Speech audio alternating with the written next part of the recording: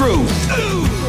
Welcome to Drop Me Off in Nashville with Sebastian Roberts and Scott Huger.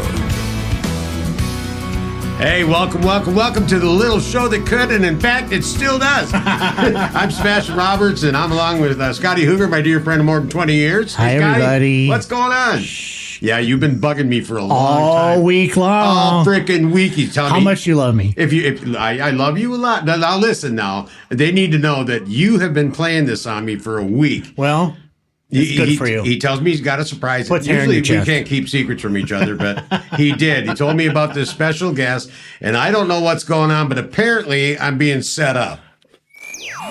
Get ready. Get ready. Get ready. Ready. Let's do this. It's showtime. Please pay attention. Stop what you're doing and welcome our guest. Well, hello. How are you, sir? Get out of frickin' town. I told you. Are you shitting me right now? What the hell? Mr. Randy. Oh, God, Randy, what the heck is going on, man? What, really? I'm surprised you are. I know you'd be here. What on God's green earth? What are you doing, man? Where you been? What the hell? Down here having a good time, checking out some clubs and bars and just enjoying. We call him Mr. Honky Tonk. He is Mr. Honky, yeah. He likes it so much he put a bar in his hometown called The Tonk in Oklahoma.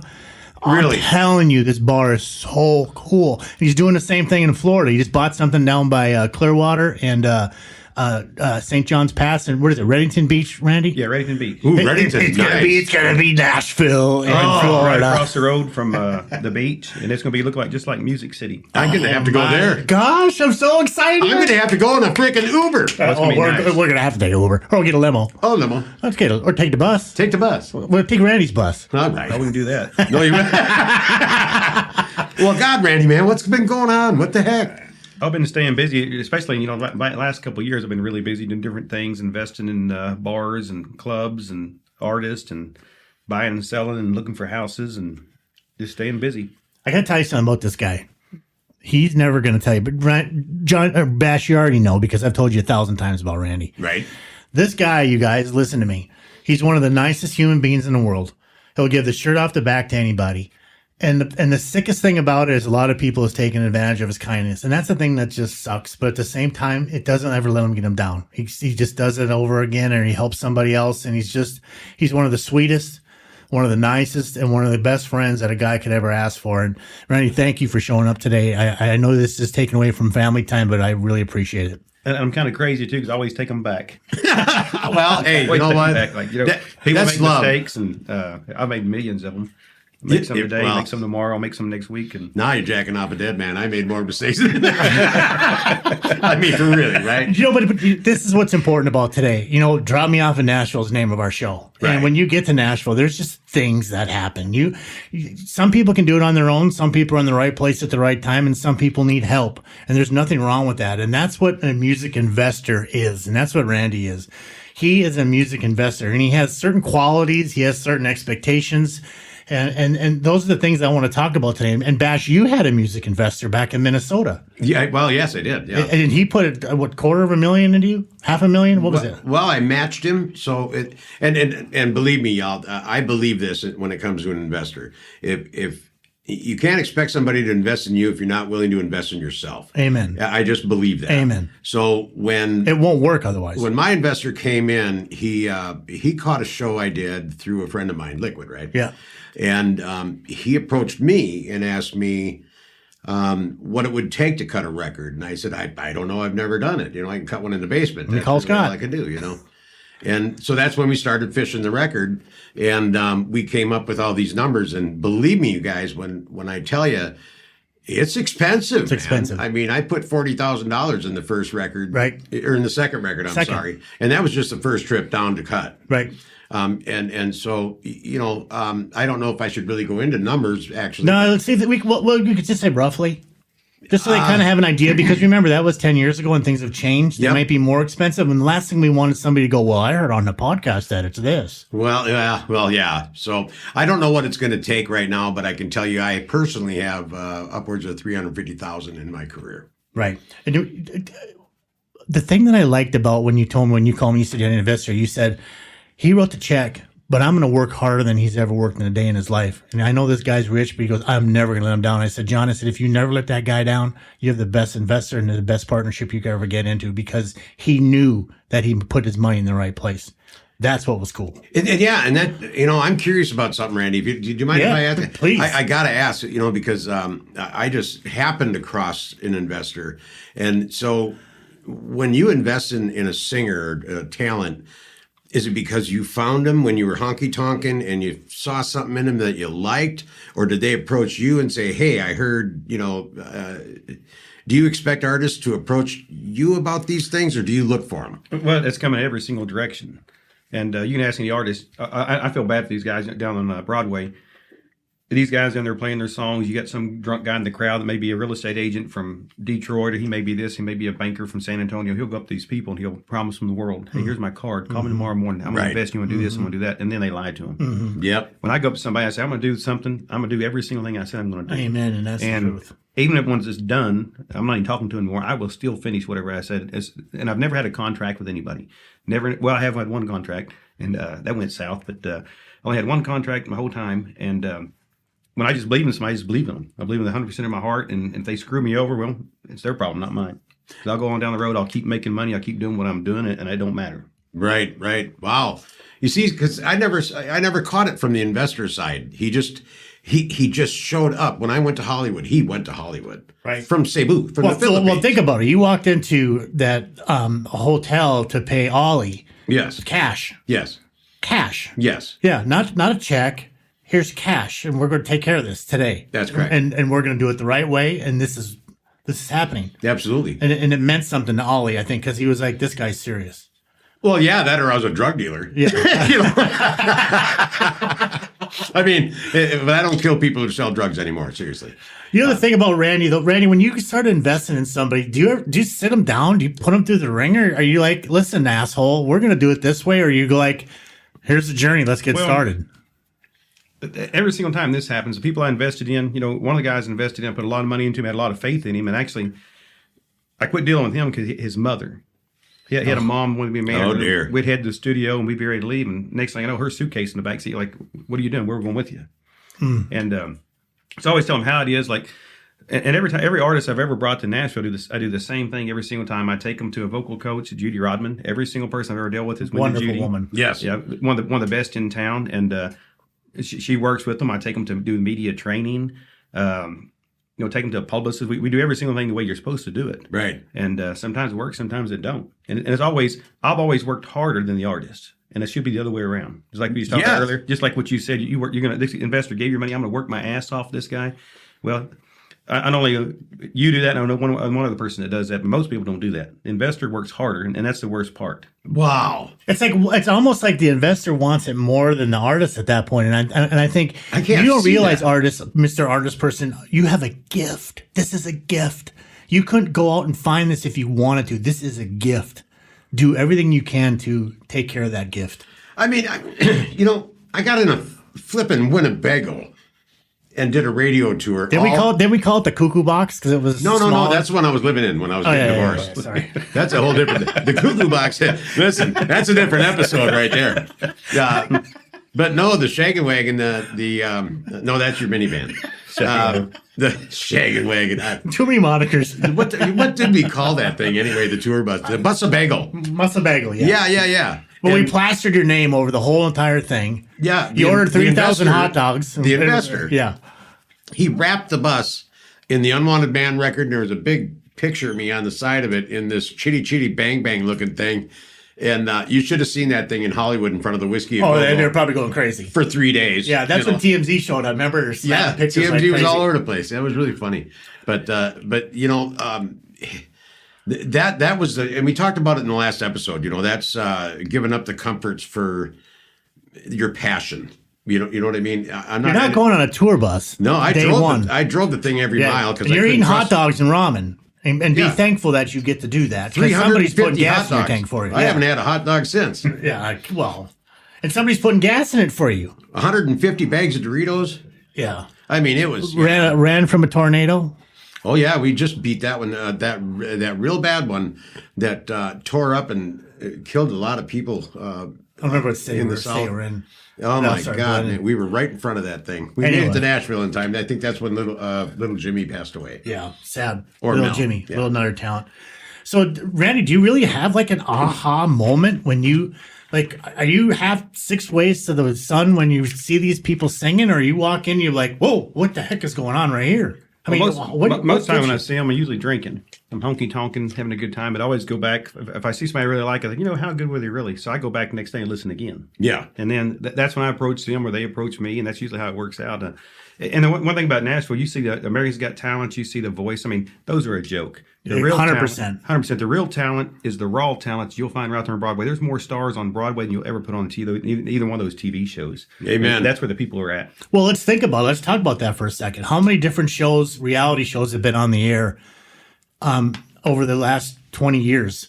Let's I just can't count guess. them. I mean, I'm just making up numbers. Let's just say it's been on the air 50 times. Maybe it's been 100. How many of those 50 winners are big stars today? Well, Nashville Star actually made stars.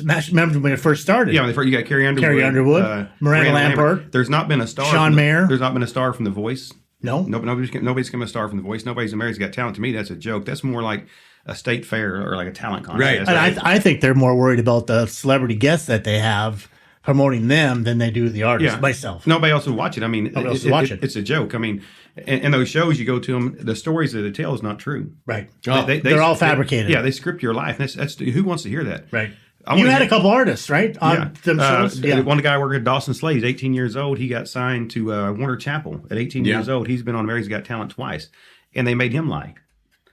Said he worked here, said he worked there. I mean, it's a joke. The best music singer you'll ever see, and you'll never see him on TV, is right there on Broadway in them stages. They're the That's best true guys story. in the world. Yeah. That is true. I mean, that's the best in the world you'll ever find. They care about their craft. They're singing for tips. And it was the They're singing to funnest pay place their I rent. ever sang in Yeah, my but life. these guys are down there and gals are down there to pay their rent. You know, Right. they're there to sing. They show up. It's their job to sell beer, work on their vocal, their craft, learn how to hold an audience in their hand, and pay their rent. And and it's their livelihood, because there's a girl that she was signed with Curb Records originally, and her manager would come to me and says, "Is there any way that you can help me out?" I said, "What do you need?" He goes, "CMA Fest is coming up tomorrow." He says, "I got this little girl. She's 17 years old. I need her on stage somewhere." So I call a good friend of mine, Greg Humphreys. I said, Yeah. "Greg," and I remember Greg. Rest in peace. Oh, Greg's one of the best. And Rest in I said, peace. "Greg," he said, "Man," he goes, "I ain't got room for you." He goes, "This has been booked for months and months." I said, "Man, I just need a favor." And I said, "I don't need one. I need two." He said, "What do you mean you need two?" He said, well, this little girl sings. I introduced this guy. Now as her boyfriend, I sing both of them on stage. He says, "You want both of them on stage? Let me see what I can do." Okay. Have me be tomorrow between it was a six. Actually, he got them on the 6 and 10. Today, they're both still there. They're making 6 figures. Holy And smokes. they're getting their base pay and their tips. They're successful. They got 2 kids, making a living. Brand new home. They just bought a brand new home last month. Isn't that nice? They're That's making a living on Broadway. That's Collier. That's how you do it. Scott Collier is one of the best. I He's met one of the Scott best. Collier back in it was 1999. He come to town. I seen him the first time he come to town. Next time he come to town, he was gone.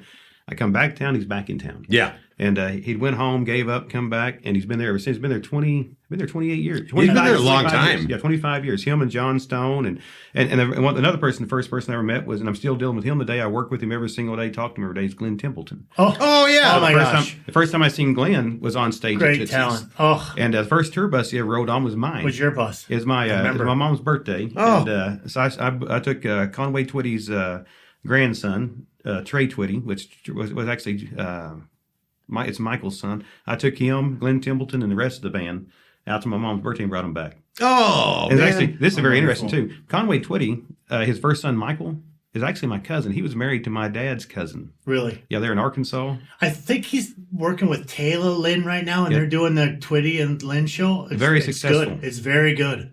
Wow. Yeah, good. Yeah, Loretta's granddaughter. She's paying homage to her grandma. Gosh, I love that. They're booking Canada. They're booking everywhere. And making it's money. good. It's super good. Dang. I'm really happy for him. I mean, it's so fantastic to see because I mean, look at Conway Twitty and Loretta Lynn. Talk about two dear giants. God. Wow. Giants, Yeah, right. right? But yeah, Broadway, man. That's the best time I've ever had in the music business, really. Right. When it's raw like that. Right. You know, when you're walking into a club and Collier, he'd be on stage at Tootsie's and I'd walk in the door with Scotty and he just lit up. And he's like, "That's it. You come on." And he had me doing this damn Neil Diamond, man. And I used to sing this Neil Diamond song, and I didn't know that the whole crowd went bum bum bum, and it scared the shit out of me. So, I pulled a Collier and I jumped up on the bar and I'm singing this thing. And who was playing the fiddle? She did so good. Steffi Gherkin. Steffi. Oh, she was Stephanie awesome. Gherkin from Minnesota. Minnesota. Yeah, if you could picture Neil Diamond with fiddle and a country band, it was just on fire, man. And the crowd went, bah, bah. I almost fell on my ass on that thing. Right. I didn't know they did that. And so good, so good. I'm like, oh, dear God, it's just Sweet Caroline, man. Calm down. I want to change gears for just a second. Let's go back to the studio. John, remember when you were in the studio, and Randy, this is kind of the same thing for you, but remember when you said there's things, Mr. Investor Guy, that I don't like and I need to have them fixed and it's going to cost money. But Yes. your investor can't hear what you're hearing. No. So to his ear, oh, it sounds great. What are you looking for? But in your ear, you're going, it's not right. I got to fix it. How do you sell that to an investor? And to Randy, how do you listen to that and go, I have to trust my artist by saying that there is something wrong here that's not fitting and we have to go back and fix it, even though to my ear it sounds right? Well, in my case, I had two fixes that I wanted to make. One was on the Elton John track. I did a cover of Elton John, and it was at 1 minute and 53 seconds. I knew right exactly where the hiccup was. And the other one was, I can't remember the name of the song right now, A Faith I Have in You. And I knew right where that time mark was. And when my investor came by the house, he's usually in Cebu, he's in the Philippines. So he just happened to be stateside right then. And he came by, he wanted to hear the record, and I had copies for him. And I said, listen to this. And I played it, and he goes, well, what? And I said, well, there's a hiccup right there. There's a blip in the recording on a certain track, and I don't know what track it is. So I played the whole thing for him, like a 10-second clip. And he acted like he heard it. He did. He didn't hear that. Of course he didn't. No, he didn't. And but how do you sell it? Listen, I got to go back and fix this. What do you say to him? My investor, really, he's not even a music fan. He likes the fame idea. Sure. But he's not a fan of music. Country music or all music? Any music. Crazy. Yeah, he's kind of a karate guy. Sure. Very zen, That's very his release. focused. Yeah. Yeah, he's really an interesting. Mine's music, man. I me got it too, here. but he said, well, what do you got to have? Yeah. And you and I had talked already about cutting He Lied. And so I said, well, if we do He Lied and I do those fixes, we're going to be back in it for the song you wrote, He Lied. Yeah. Yeah. And this X amount. So he said yes. Yeah. Okay. So Randy, here's Mr. Artist Guy. I need another $40,000. I know we just spent 40, but I need another 40,000. What do you say? Do you be like, sure? Do you trust in your artist, or do you go, this is horseshit? No, I always find something wrong with something. I'll listen to it. Either the voice is in the music or it's on top of the music. So I always say something. I actually want to go back and fix. I want perfect. The guy I'm working with right now, everything has to be perfect. So I trust him 1,000%. He listens to everything, writes his own songs. Is that Clay? That's Clay. He's good at everything. Clay Airy, you guys. I don't mean to interrupt, Randy. I have to. This guy's from Oklahoma. He was stayed at Randy's house in Nashville, and I happened to be there. And a couple times I was sleeping at Randy's, I'd wake up and this guy's singing in the shower, and not some karaoke song or some cover song. He's singing his songs. He's practicing his songs. He's in the shower singing his vocal on his tracks, the ones that he wants to learn. And I'm sitting back in my chair thinking, this kid gets it. He's in the shower singing. I get a text from Scott, and he goes, this kid's got it. This kid's it. Yeah, because I never heard that before. No.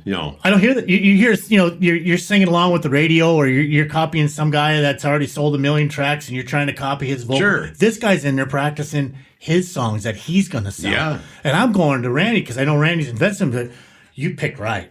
Clay's got to figure it out. And he's not going to stop until he gets this right, because he's practicing in the shower right now, for God's sakes. And it sounded great. Yeah. I literally thought the radio was on. There's a really good sound in the shower. There's a good sound in the shower. I learned that. Yeah, there really is. I know, like commercial bathrooms, you get it, but I didn't know in certain homes you can get that same quality of sound. And one thing about Clay, I think, I wish I met him 10 years ago. Yes. But even today, I think at the right time, the right place, Cody Johnson needs to watch out.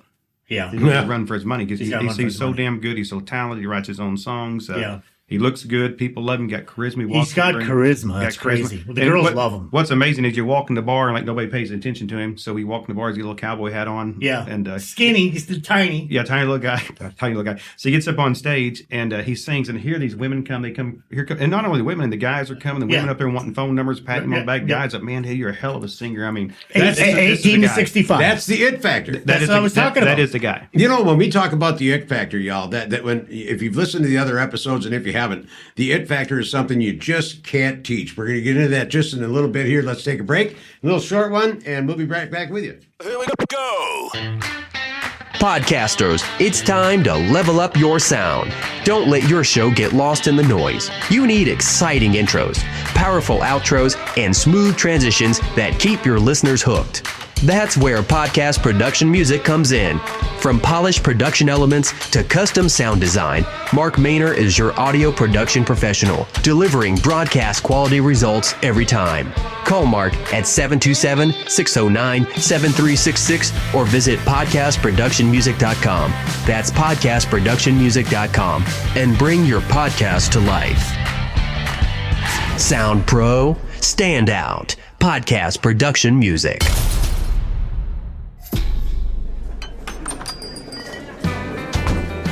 Hey everybody, Willie here. I just ran into Sebastian and Scott over at Tootsie's Orchid Lounge. So let's raise 'em up and have a drink. It's a holler and a swaller. Beer. 1, 2, 3, holler! Now swallow. He wants to set it up just like Music City Bar and Grill in Nashville. You'll come in. Yeah, the stage, he wants to do the outside the same color, all the same photos. I mean, it's going to be Music City Bar on the beach. Well, then, you have to have a little stool for little Jimmy in there, just as a memorial. And it will. Hey, guys, we're back live. Oh, we're what live are you guys again? talking about? You're talking about God, this I'm Music really sorry, City, y'all. Music City Bar in Florida. Are you kidding me? No, we're not. No, he's not Randy, kidding this at is all. what you're part of, right? With Rodney? Yeah, I'm partners with Rodney on that. Anybody knows Music City Bar and Grill is to me, he's one of the best bars in Nashville. Me too. Absolutely. Tootsie's is always my favorite, but Tootsie's got so commercial. It's so commercial. in. Yeah. I can't get in. I can't get down, and I don't know who the singers are anymore. No, me There's either. so many different people. And this with the phone. Yeah, they got the phone up there, and then you got Scott Collier's one of my favorite artists. That's Me what too. brought me back to Nashville. First time I come to Nashville, I think it was 98, it was 99. And I came back just to see, I text Scott and I said, when are you playing? I just tell my wife, I'm going to the auction in the middle of Odessa. I'd get in that car and I'd be eastbound to hammer down to Tootsie's. Just to see Scott. Just to see Scott Carter. And now he plays over at the Honky Tonk and plays rock songs. At the Kid Rocks. So now he used to have 450 songs in his head. Now he's got probably 2,000. Listen to this. I'm not going to tell you the whole story, but let me interject. I remember that Collier said this to me one time, and I'll never forget it. We had some meeting. It doesn't matter. It's irrelevant. But we were supposed to go there the next morning, and he couldn't make it. He was just exhausted. And I went to his house, and I knocked on the door, went in, and he looked at me dead in the eye, and I knew he was 100% telling me the truth. He goes, "I can't put another song in my head. It's full. Yep. I can't do it." I totally understand that. And I right there and then I thought, I just learned a huge, huge lesson today. This guy's down there as a human jukebox every single night of the week, singing his hind end off, making a living, taking care of his family. Taking and the requests next for thing God you do knows the what. next day in the morning, he has to get up and try to learn something new. It's like, how do you program that in you almost need like a drain button. Drain a bunch of stuff out of your brain so you can put some new stuff in there. I mean, But you've never seen Collier with a phone on stage. never. Not once. Well, only if it's a song he doesn't know. And he's like, I'm going to make your experience in Nashville good. I'll figure it out. And they figure it out. Yeah, he'll figure it out. Yeah. And then the phone goes right back where it belongs. Yep. Right. Absolutely. It's funny you say that, Randy, about going to see Scott, because I would plan my days just to see him. I play my vacations around Scott Carter Yeah. all the time. You playing this week? Terry Joe, Tony Stampley's sister, Terry Joe. Jeez. If Sweetheart. Scott wouldn't get back a hold of me, I'd text her, "Hey, do you know what his schedule is?" And one time I told Scott, I said, "Man, I've been trying to get hold of you for a week." He goes, "Let me give you my mom's number." So I texted his mom. I said, "What is Scott?" "Well, he's playing Thursday and Friday." I said, "All right, tell him I'll be there." So I would plan my vacations and trips. I'd make up excuse to leave town, just go listen to Scott. Absolutely. He was so damn good, and he's still so damn good. Anytime I've been to Nashville, He's great. Recording, cutting, staying, partying, anything. If he wasn't singing, we were at his house. Yeah. And It's funny. The last time I was there, I stopped. He's playing some 2 to 6 shift in a place. It's a Monday. It's packed. tact. Monday. Yeah, like a Saturday night in there. Solid. I walk in, he goes, hey, everybody, my best friend just walked in the bar. He goes, he just got him out of jail last night, and the whole place goes, whoop, looks at me, and I've never been a cigarette in my life. I've never been in trouble in my life. Well, And now I got the spotlight on me, like, you ass. He always says, "Here's my brother." My brother just walked in. I'm like, "Well, how many brothers does he have?" But, there's a difference between a singer and an entertainer. Right. Scott Collier's an entertainer. He'll take the drape off somebody's shoulder and put it on. He'll take their jacket, he'll take their hat. I mean, he's got everybody's attention in the whole bar. Every single body's attention. Every time. That's the it factor. I want to know, Music Row. I'm really close to the microphone. I want to know why he's not signed. He's an incredible artist. That is the dumbest thing. They should have signed him and put him on the road and give him the songs he needed, because that man works. That man would have held any crowd, and he would have sold records. Oh, yeah. Like you read about. Yep. He has it. He has what you have, John. He has that the it it factor. You can't teach can't that you shit. can't teach it. You either have it or you don't. I told a lot of people, you can sing like a canary. You're really something, and you've got some charisma and energy on stage. The it factor is not that. The it factor is a magnet that I don't even know how to describe it, but I can tell you sure the hell can't teach it. Can't. You can't. And I wish I could, because there's some singers that I've met that are really dynamic, fantastic vocalists, and they're really good in the studio. But you get them out front, man.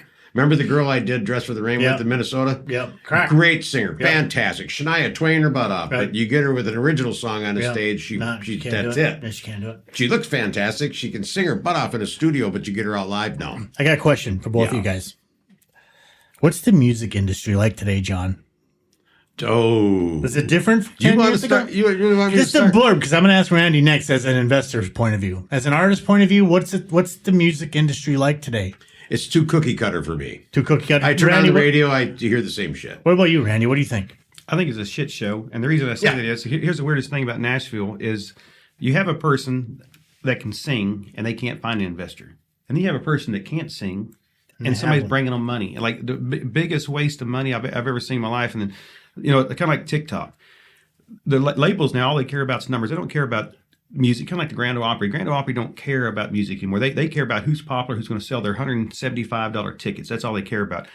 I like the roots of country music, the real stuff. TikTok, they'll find somebody popular, and then they'll ask them to sing. And that's the worst part. They're bringing these TikTok guys on that can't even sing a lick, and because they got 100 million followers or 10,000 followers, they bring them on to sell these tickets, and the guys can't sing. It's Nashville today. It's embarrassing. It's a joke. I mean, talent has nothing to do with it anymore.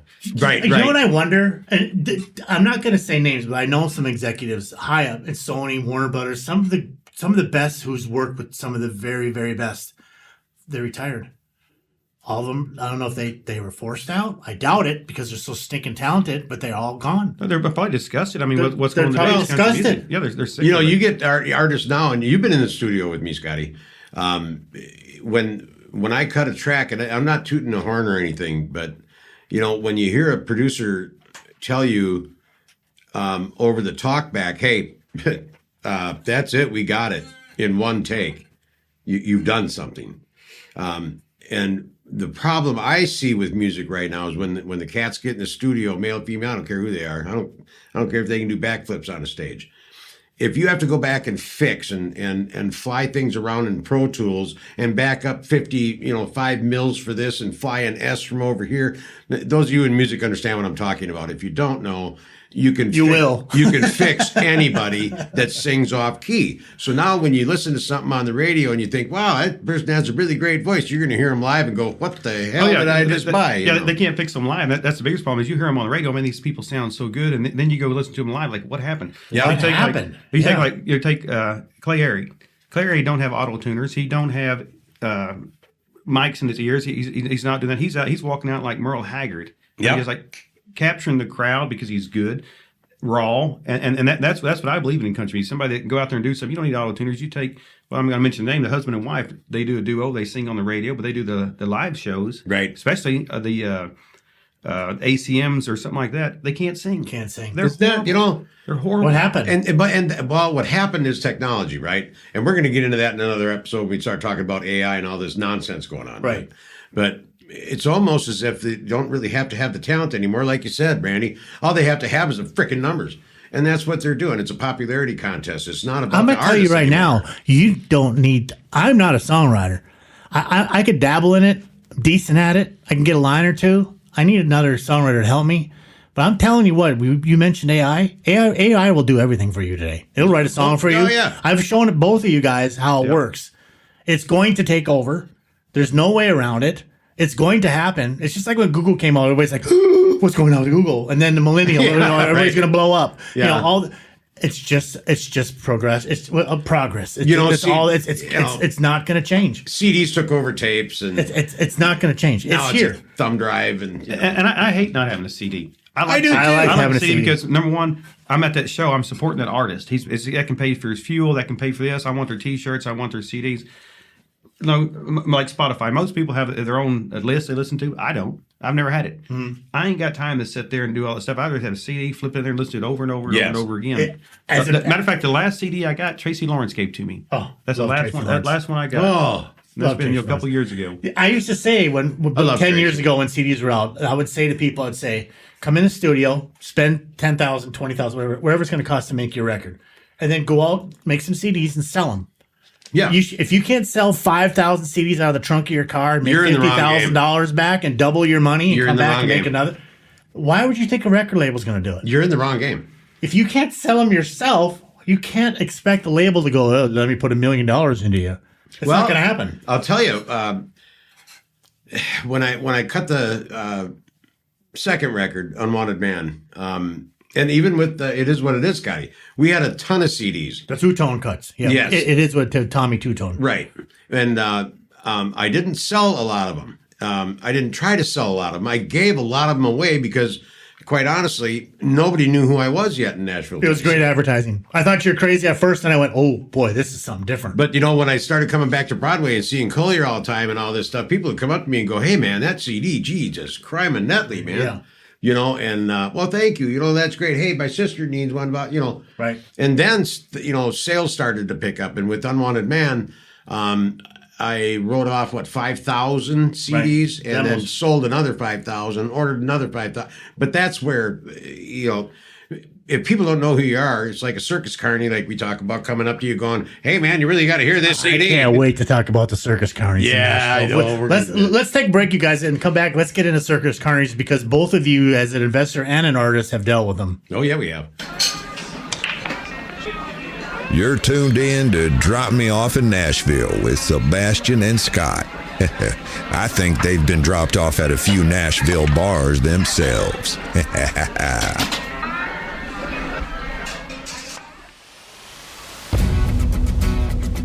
Are you a TV producer or camera crew ready to capture the heart and hustle of Music City?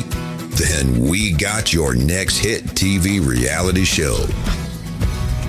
Introducing Drop Me Off in Nashville, the reality series where country dreamers chase stardom, heartbreak meets dead ends, and every neon sign has its own story. We're calling all Nashville filmmakers, videographers, and crews to help bring this story to life. From Ryman Alley to Broadway nights, this is where the fans meet the future stars. Think Southern Charms meet ABC's Nashville. But real, raw, emotional. A self-contained docuseries. Want to get behind the camera and shoot the next breakout series? Reach out now at dropmeoffinnashville.com and let's make TV magic, y'all. Drop Me Off in Nashville, where the dreamers and the fans connect in reality. I like what you're doing. Speaking of circus carnies, yeah. Speaking of circus carnies, you know what? We give monikers to a lot of people because we don't want to offend anybody. We don't want nobody to think that we're talking about them, even though we are. Right. And it's a nicer way to call them a circus carny than it is to call them a thief and what's the line you always they're thieves, they're liars. No, there's liars, beggars, cheaters, and thieves, and those are just the nice guys on in Broadway. Nashville. Those are the nice guys. That's right. So these guys down here, they're going to tell you that you're going to be on every chart. They're going going to bring you number one. They're going to put you on the radio. They're going to marry your mother. You had to hear some of these cats. Oh, yeah. You know, I'm in the oil field business. So in the oil field business, people physically steal things. They take your motors. They take your oil. They steal stuff. Nashville, they steal your thoughts. Yep. It's completely different. They steal your thoughts. I mean, if you're planning on doing something, you can't say nothing because they'll all go out and do it. I mean, Nashville is full of more sharks they've got more sharks in Nashville than they do in the ocean. Agreed. People are preying on, like it's happened so many times. You got some kid that comes to town that's sad. They got $30,000 grandma gave them. They're going to produce this album. They're going to get an apartment. They run to some guy downtown. You got $30,000. I'll tell you what, $30,000. Tell you what, I can cut a demo for you $30,000, and I'll take it over here to the Music Row and give it to so and so. Well, they give them that $30,000. Next thing you know, they're sleeping in their car. That's exactly right. They're waiting tables, doing this and that. They never get their $30,000 back. And they never see the guy again. And the bad thing about Nashville, there's actually people who were.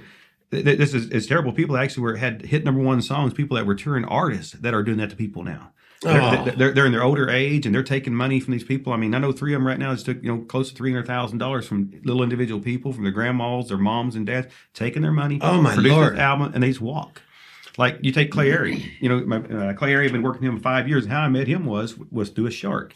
A guy had him sign this contract. I remember this. Yeah, this contract, you've never, ever seen this contract before. And shame on the attorney who's well known in Nashville to even write this contract. The contract said, you can never leave me and I'll decide if I'll let you go. And went on forever.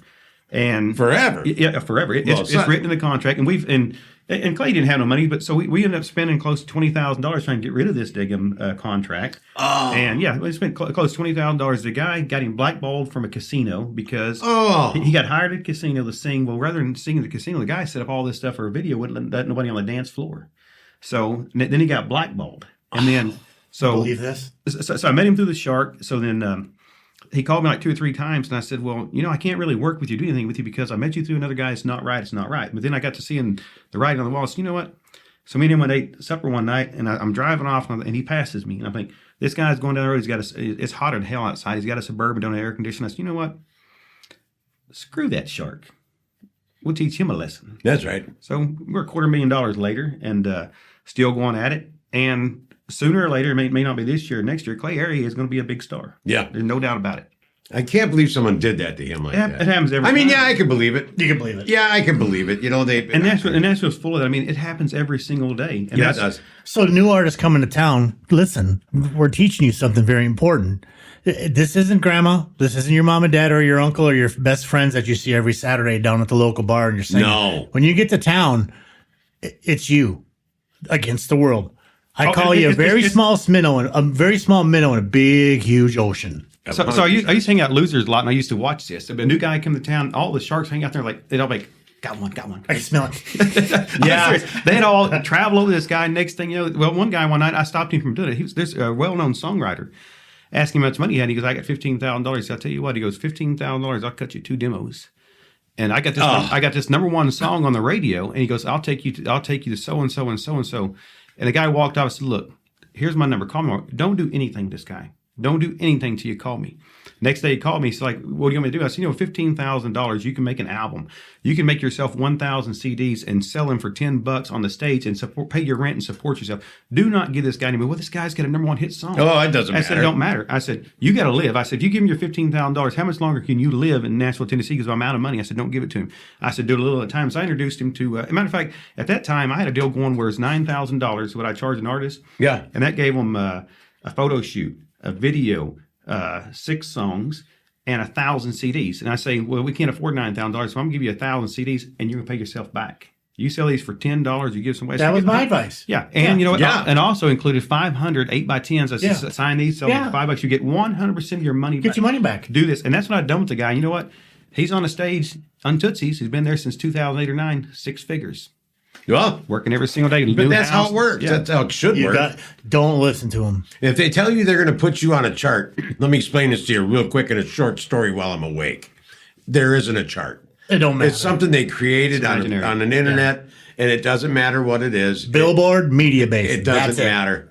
It just isn't going to matter. And the magic number to watch out for is about like $4,500.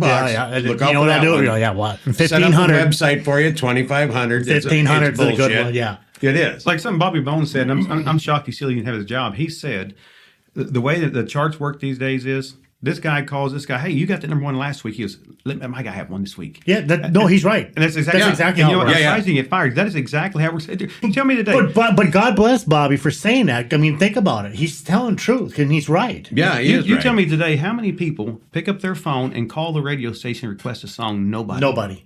So who? The program directors is the one who makes them. Yes. They're the ones that puts it in their line. If it's not Grandma sitting here trying to win that $98 from 98.1 FM, right? It's not her calling in. Right. It's somebody sitting in an executive office, call the guy over here and say, look, last week was Michael Ray. This week's my guy. Right. And guess what? That week is my guy. And if you listen to radio, 7 or 8 songs, they're always the same. Same 7 or 8. I don't listen to radio anymore. I get sick and tired. I can't take it. And another thing, when I do listen to radio, I have to have that Shazam because I don't know who's who because they all sound the same. You get all these cookie cutters. Yeah, I can't live. Guys, listen, I have an artist on top 13 Billboard right now that I'm managing. I can't tell you another song on the radio or who's on it. I don't want to know. You want to know why? Because I was told long ago, if you try to copy what's on the radio, you're already 6 months behind.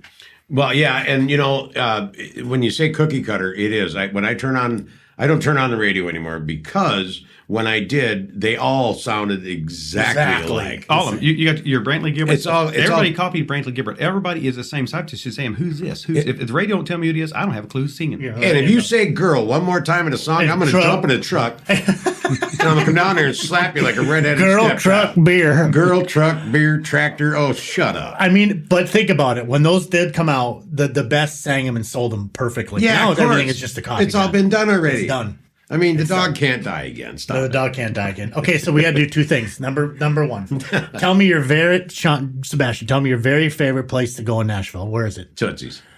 Randy? Well, Music City, though. Well, Tootsie's used to be my favorite place because it's got so commercial and the parking issues and the crowds and you can't blame drinks are too high downtown, but you can't blame them when you're paying $10 million in property tax because the city's crazy and you're paying 25% in sales tax. I mean, you can't blame Tootsie's. It's too expensive. The parking's too expensive. My favorite place in the world is Music City Bar and Grill. And the reason I like Music City Bar and Grill, I can go in there, be sitting, and Zach Top will come to the back door and play pool. Mark Wills will get up and sing. Yeah. Larry Morgan's come in. You got Rhonda Vinson's a regular. Daryl Worley's there every Thursday. I mean, right. It don't cost a park. A month ago, Randy and I were there, and Loretta Lynn's family came in, and Randy ran it. I didn't feel it was my place, so I stayed away. But Randy went over, had a nice long conversation with the family. But he knows the family. He's been friends for a while. We've been going to Music City since the first time we went down there. Back in the Music City Bar. It's in the Valley, you guys. Check it out. It's an amazing little bar. If you want to hear some real country music, it's Music City Bar and Grill. They're not paying us to do anything because it's just our cold hard truth. By the way, anything you hear that sounds like advertisement. We're not advertising. We don't get paid. No, I don't want to get paid. No, this is called. Then you can tell me what to do. It's called co-branding, people, and one back scratches another, and it just works better. It's just how it works. It's like how we found this studio here in Newport Richey, Florida, where we're recording actually this week. This guy, Mark, has the best place I've ever been in. The hospitality here is amazing. Anybody that's down in Florida and wants to do some kind of record, we'll put the link up on our website. You got to check him out. He's amazing. Howdy! I was glad you here, though. There's these 2 fellas running all over Nashville causing a ruckus. I think their names are Sebastian and Scott. They're kind of cute, though. 3. Your guitar isn't just an instrument, it's your voice, your soul, your weapon. So don't let it dull out. Bring it to life with Doc Simon's Miracle Guitar Polish, the premium 4-ounce organic formula that restores, protects, and ignites your finish with a stage-ready shine. Safe for every guitar finish and fine wooden instrument. Zero junk, all tone. Whether you're shredding solos or strumming stories, this polish delivers pro-level results every time. Make your guitar look as good as it sounds. Doc Simon's Miracle Guitar Polish. Your secret weapon for shine, tone, and total respect. Get yours now at SlamoCustomGuitars.com. That's SLAMO CustomGuitars.com. Yeah, that Music City Bar then is where is it? It's on Gulf Drive and It's right across the road from the ocean. What's it called? Reddington Bay? Reddington Beach. Reddington Beach. Yeah. And it's a liquor store. There's a nail shop and some restaurant been there 30-some years. Matter of fact, the bar had been open for 27 years when the lady decided to quit. Wow. When the hurricane came through. Are you leaving it blue? I saw there's a picture of blue. Rodney wants to paint it just like Music City Bar and Grill to give him permission. He wants to paint it with the black out there, the Music City sign. And then he wants, it's really cool what he thought about last night. It says liquor and it says bar. Take those signs, put them on the back of the building. Because of the road behind it. I love that idea. Rodney's one of the smartest guys you ever meet. I mean, look what he did in Music City Bar and Grill. You know what Music City Bar did? Unbelievable. Do you know what Music City Bar did last year? $2.2 million. Doesn't surprise me. And he had an offer on the bid. He goes, this guy made me an offer. He goes, I wouldn't have to work in the rest of my life. But guess what? He goes, I wouldn't have no fun. I wouldn't enjoy it. Right? And so then the atmosphere in there. It's double the size. Hey, that's where I met little Jimmy Dickens, and we talked I would drive to Nashville or fly to Nashville just to visit with Jimmy in the afternoon and have his glass of wine with him, and he smoke his cigarette, and that's it. Yeah, and then he went and did his show at the Grand Ole Opry. They have a whole homage to him now there. I just love him. They put his name. They carved his name in the bar. Yeah, I know. It'll be the same way down here. Speaking of meeting, here's the first time I met you. And I'd known Scott, and Scott had told me you'd done this song with Lori Morgan. I didn't know who you was, but we ended up meeting at John A's, and we're sitting there, and you're wearing a pair of flip flops. Some kind of sandals. We're eating together, and Ronnie Stoneman's playing her fiddle, and she's walking around. And she comes to you. You were there with that, yeah. And she says, she looks at your feet, and she says, "My dad taught me how to read feet." You're a singer. And then she walks off, and me and you both were like, "What did she say?" Yes, we didn't know what she said. So a week later, I run into her. I said, "Stoney, Ronnie, I said, we were sitting there. You told me your dad taught you how to read feet." And she was, "I just teasing that guy." We're sitting there thinking, like, what'd you learn? What she's not going to tell us what she read? Oh my God! I remember one time, John. She said, "Dude, she goes, you're teasing her. You guys are cutting up." And she says, "You better be careful, or I'm gonna put you over on your paper." How did that story go? Remember, she was goofing on something about child support. She was so witty. Oh, Ronnie no, Stoneman. yeah. She told me I ordered child support. Let's stop for a minute. Ronnie Stoneman was on Hee Haw. She was the iron board lady. The lady that would beat up her husband and stuff. She was, and we became friends with her in Nashville. And rest her soul, God bless her. She was the nicest and the sweetest, and boy, the wit on her was crazy. What did she say to you about child support and then go put you on your paper or something? Well, she asked if I would take her home, and I said, "You bet I will." She said, "You better calm down. I'll put you on your paper over there," because she needed a ride home, and I drove her home. But it was. Remember when you got her that diamond?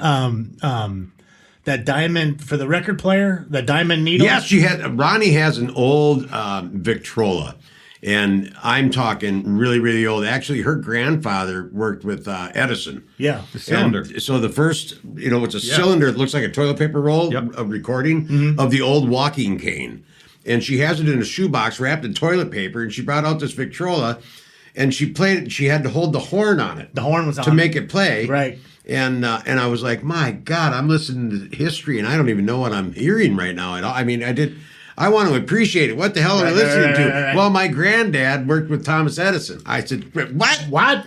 I know who that is. Right. Right? And they done. She's from like Bristol, Tennessee, or something. They actually done the very first recording. Yeah, that was with that cylinder. Yes, it was. Yeah, and she showed it to me and told me about it. And something else she told me was real funny too. I said, Ronnie just got married. And she said, well, that's a big mistake. She says, I've been married 10 times. But she goes, it's got to the point I'm just comfortable in a wedding dress.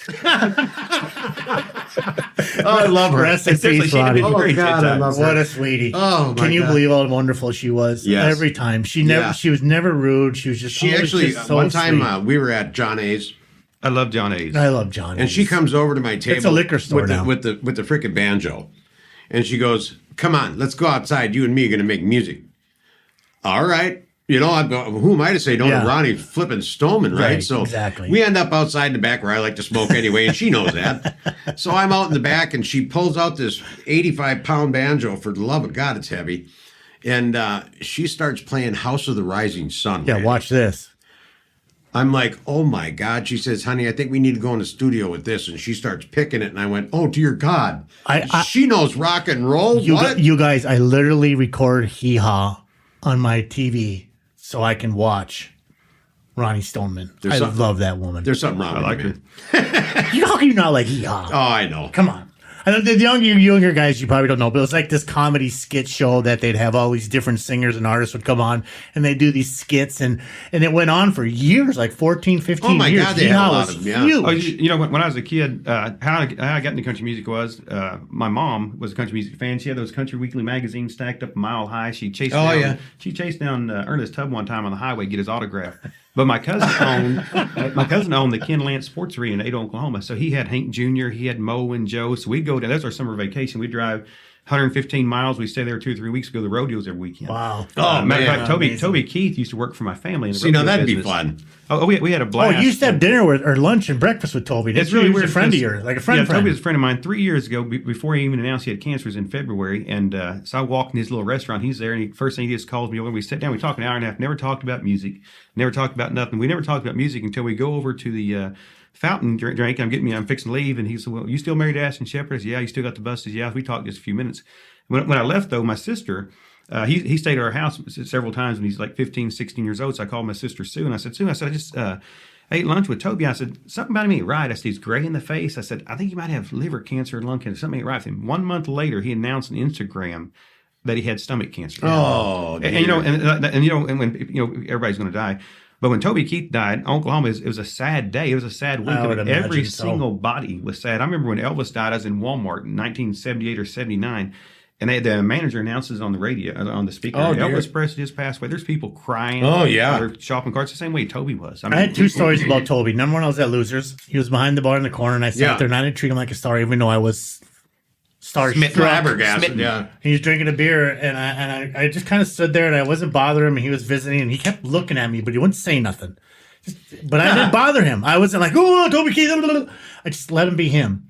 And about 5-6 minutes into it, he looks over at me and goes, "Here, you need a beer?" And I said, "Yeah, I'll take a beer." And he grabs me a beer, and we just started visiting about nothing. And it was like I was his best friend in the whole wide world. Like I just love it when that happens. He didn't know me. I didn't know him. I didn't ask him for an autograph. I didn't ask for a picture. Licking boots. But it is in my head, and I'm never going to forget it. Yeah. And then Mel Tillis had a party. Something happened with Mel Tillis, and they had this private thing going on at the stage, and I was invited. And Toby Keith was there, and I'll never forget it. Then he walked up next to me, and we were walking on, and I said something to him, and I was a little more starstruck at the time, but he put his hand on the back of my neck and squeezed it like your grandpa would did.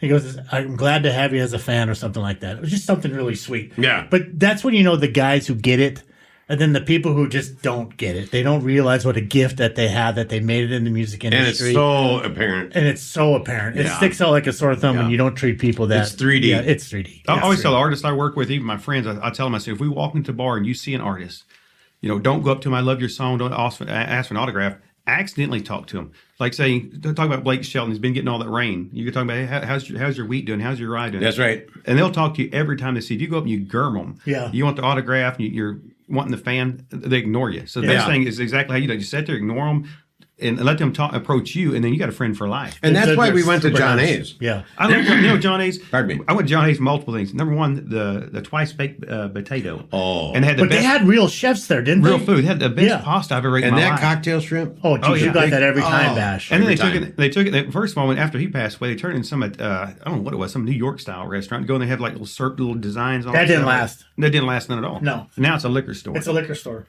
Kind of like Nashville Palace. I keep telling you, Bash. I said, next time I go up, you got to come with, because you got to see everything that's so different. And see, Nashville Palace is not the same. Nashville Palace, when I first went there, was on the corner. And remember the foosball table was in there in the Nashville Palace? Remember, that's where Randy Travis started. Now you walk in, that's where John A's friends would be. Right. And the very first time I went in there was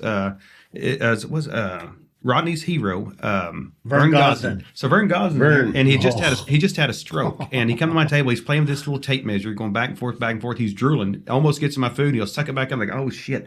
And then he's going to sing. He's going to get up and sing. I thought, oh, this can be a train wreck. Yeah, this guy can't talk. He's had this stroke. He got up on stage, had done that fine dance ass, just like nothing ever happened. Yeah, perfect. Get off stage. He's back to what he was. Isn't that crazy? That's crazy. Ozzy did that for a long time too.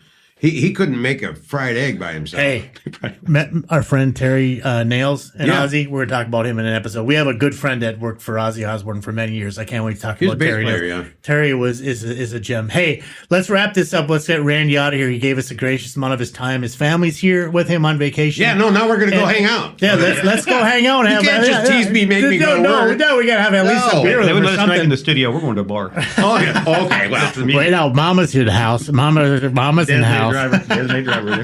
Yeah, but the wife is here. Say hello, Mama. Oh, actually, I bought me a new designated driver. I bought me a Cadillac that self-drives. We'll try it See out. how red she Of just course got? you did.